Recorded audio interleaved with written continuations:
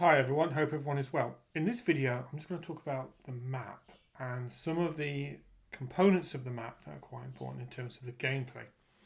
Now I've got a map printed out here and I have mounted it, stuck it down to some thick card. I will provide in the game both a JPEG of the map in its entirety, which means you can print it at a print shop or professional printers. And I also provide the map on separate sheets so that you can print it at home on a home printer using either A4 or letter, depending on your location.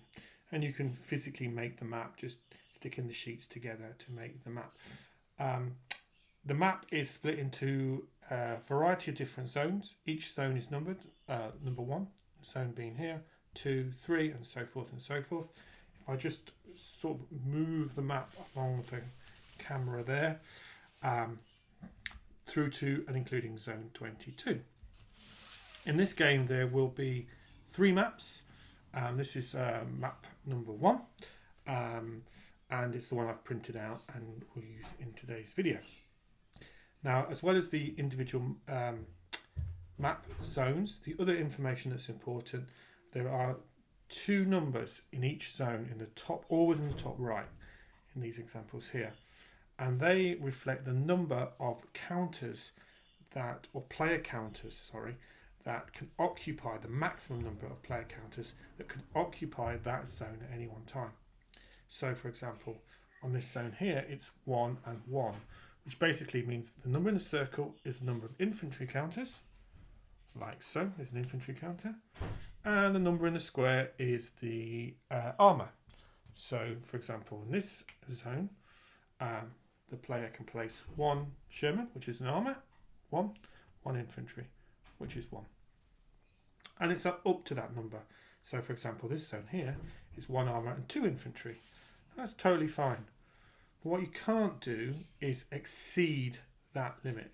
So in this zone here, for example, you cannot place 2 infantry because the limit of infantry is 1, the number in the circle. The other component that's important in terms of the zone numbers is some of the symbols are coloured, and that has an impact on the saving throw in combat, and I'll cover that separately in combat. As you can see, the game isn't completely symmetrical in terms of its zones. So for example, got 3 zones here, but 4 here, all with different numerics. So you have to, as you're moving your force across the map, you do have to make some movement decisions as to where you want your troops or your armour, your tanks to go. And there's different sort of, again, different orientations. So for example, we've got 3 zones here, these 3 zones here, but the numerics are different depending on the content of the zone, and that I've tweaked during gameplay. And for example, we've got a big zone here on the map, and that can hold a lot more counters than any other zones that I'm illustrating here. So hopefully that'll give you an understanding of the map. Movement is covered in I've done a separate video on movement, and combat and how the map pertains to combat. I've done a separate video on combat as well. So please check those videos out. In terms of the print, if you want to, you completely can. You can enlarge this if you want. You can print it at any size that you want. The artwork is a super high resolution, so you can print it out as big or as small as you like. And it's entirely your choice. And if you do need any help with resizing or anything like that, just reach out to me. It's no problem at all. I've resized maps and counters and so forth for other gamers. It's absolutely no problem. But hopefully that gives you an overview of the map. And thanks a lot for watching. As always, thank you.